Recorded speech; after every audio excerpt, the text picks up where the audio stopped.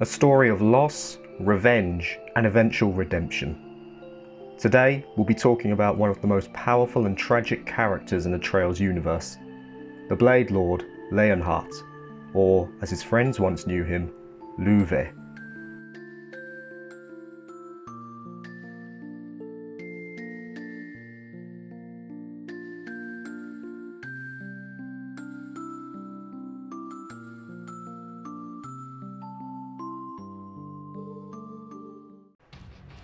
At the edge of the Erebonian Empire and practically bordering Loewe, a small village existed.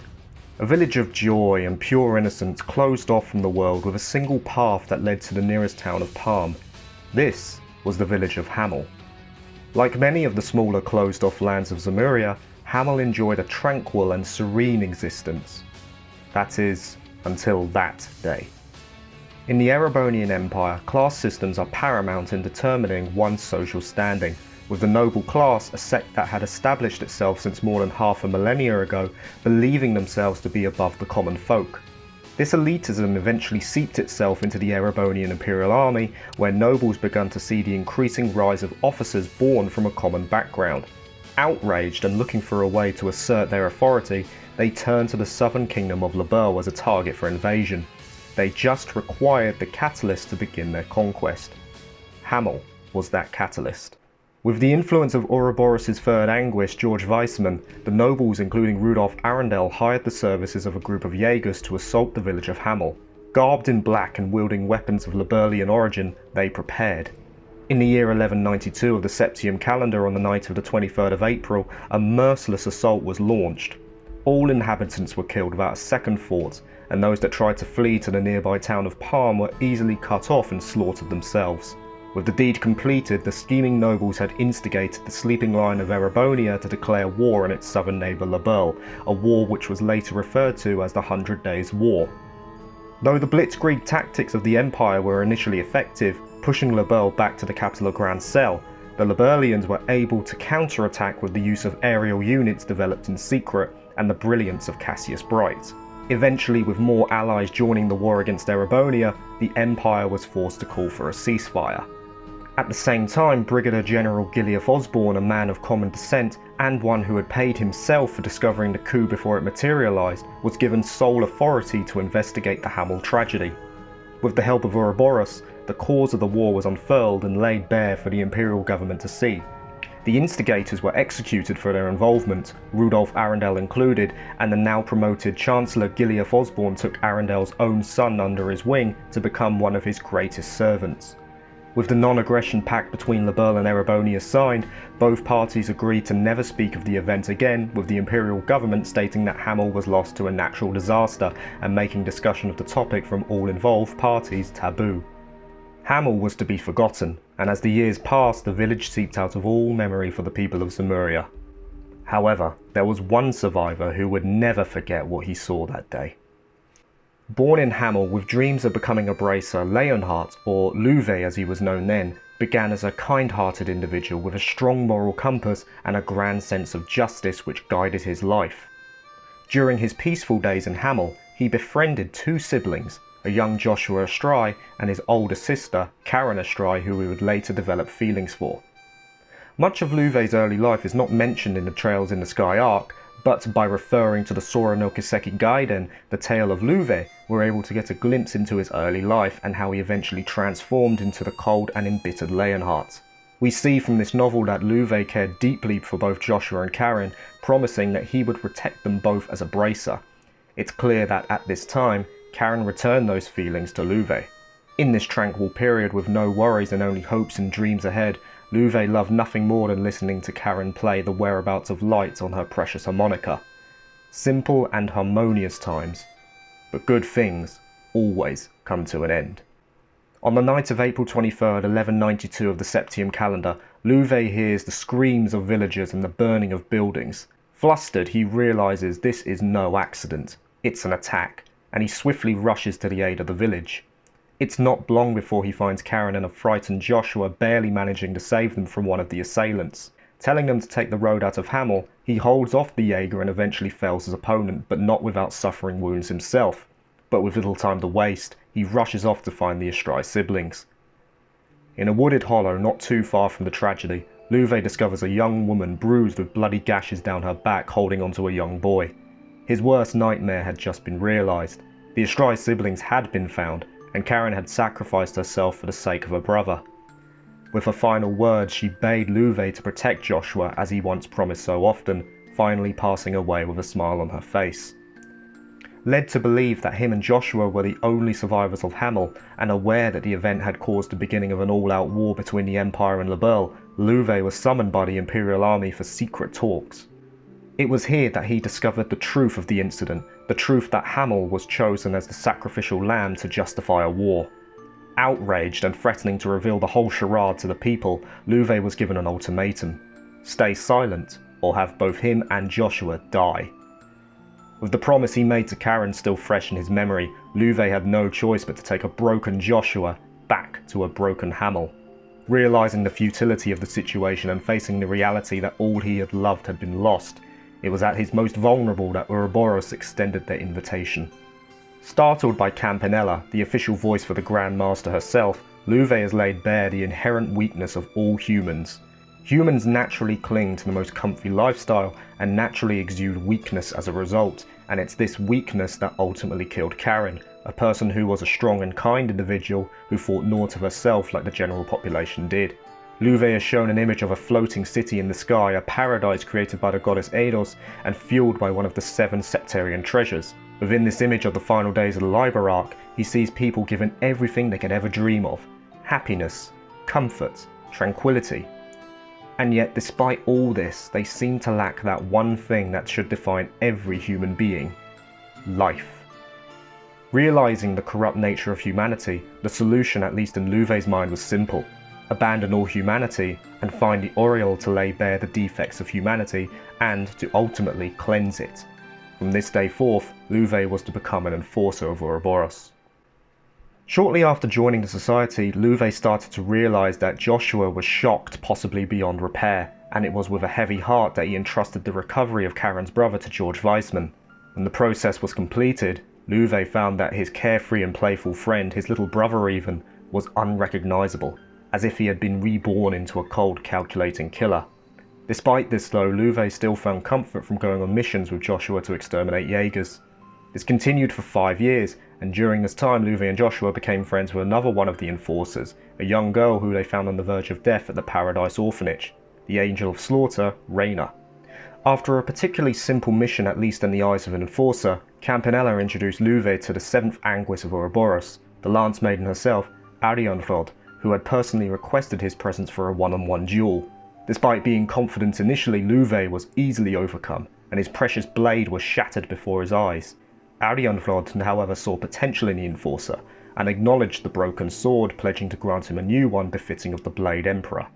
Sure enough, the Lance Maiden returned to Loewe, and took him to the audience chamber housing the Grand Master herself.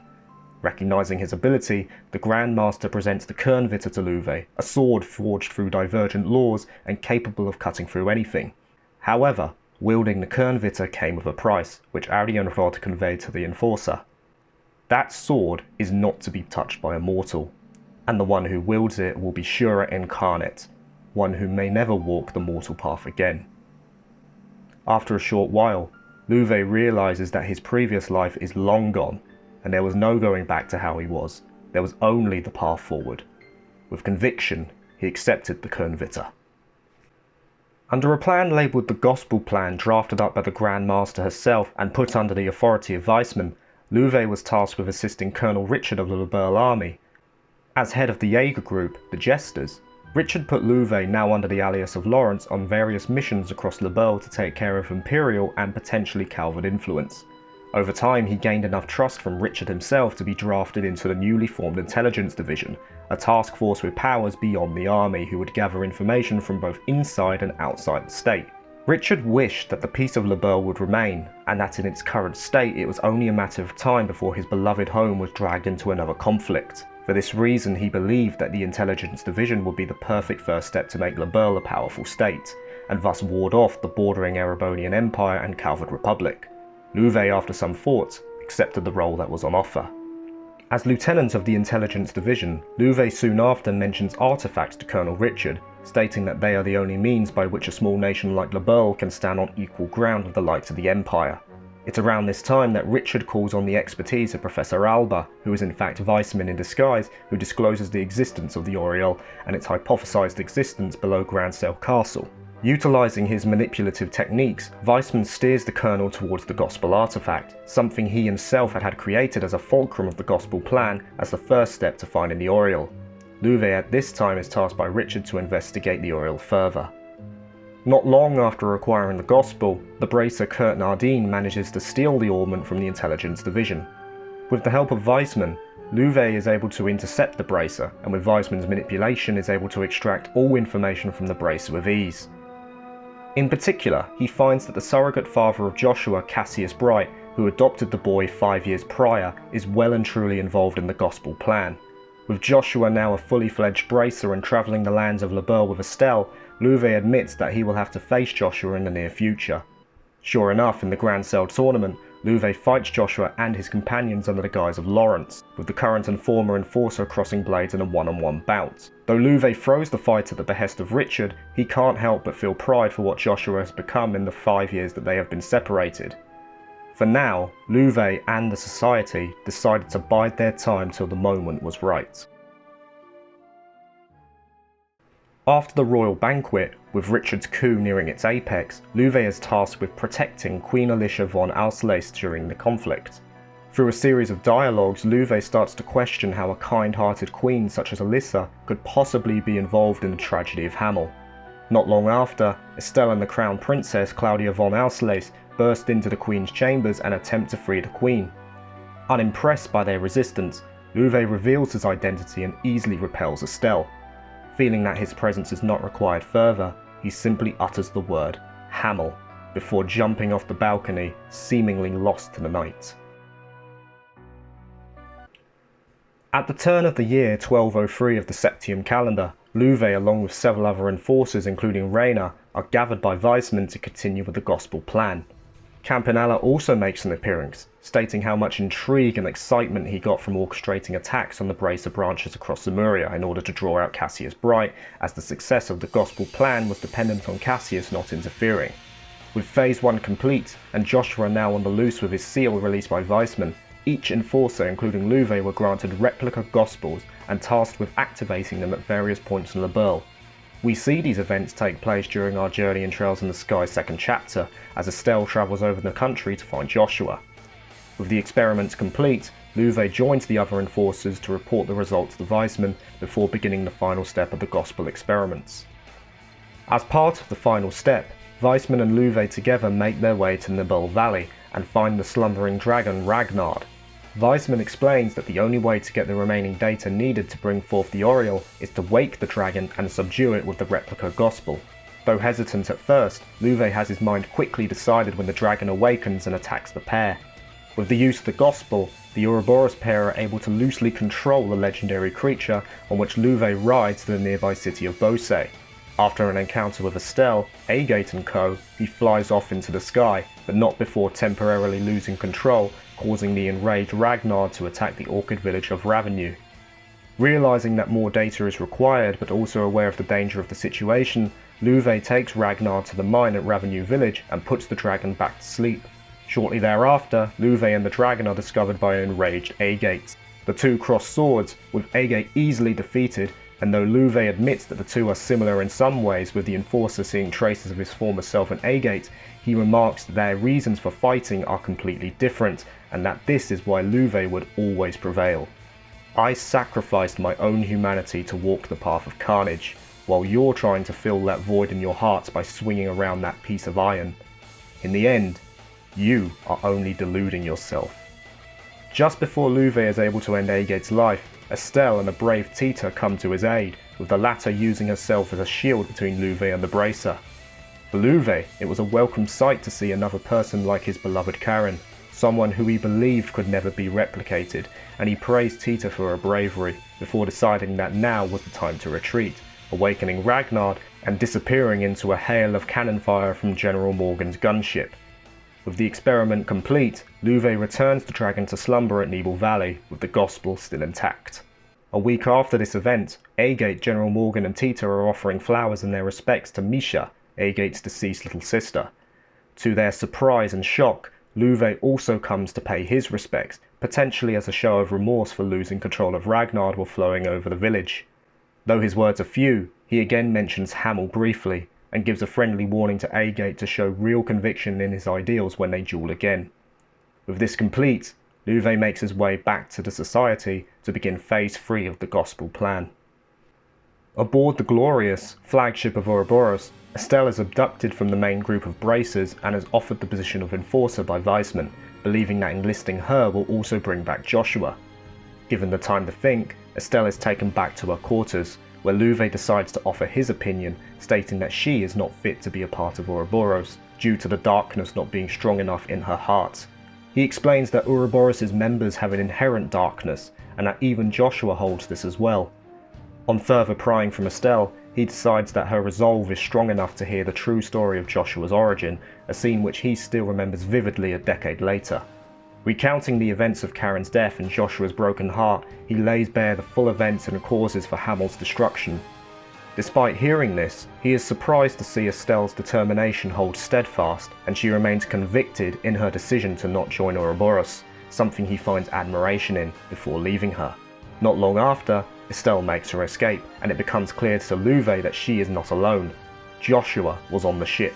Heading immediately to the bridge, he finds the two, and more importantly to him, he finally encounters Joshua again after 5 long years. Though the words are brief, Loewe explains why he still works for Weissman, stating that his true goal is to test humanity, to see if Karen's death was truly worth it, and he feels that working with Weissman is the way to do that. However, after offering an ultimatum to Joshua, he is shocked to learn that Joshua had already prepared beforehand by sabotaging the Glorious's orbital engine. With Loewe as the only one capable of fixing the issue, he is forced to part ways with Joshua, both physically and accepting it mentally. He realises now that Joshua has chosen the way of the bracer, which he finds joy from in that he doesn't want Joshua to be used as a pawn by Weissman anymore, but also melancholy in that he knows Joshua must be destroyed by his blade, effectively breaking the promise he made to Karen 10 years prior.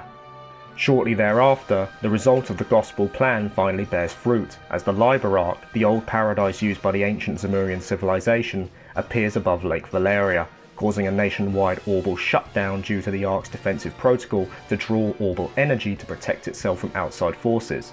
With the Arseid en route to the floating city, Loewe hampers the ship by making one of its engines obsolete aboard a flying mechanical archaism, causing the ship to crash upon the edge of the city. Loewe then takes his stand upon the top of the central axis pillar right at the heart of the Ark, waiting for the inevitable battle.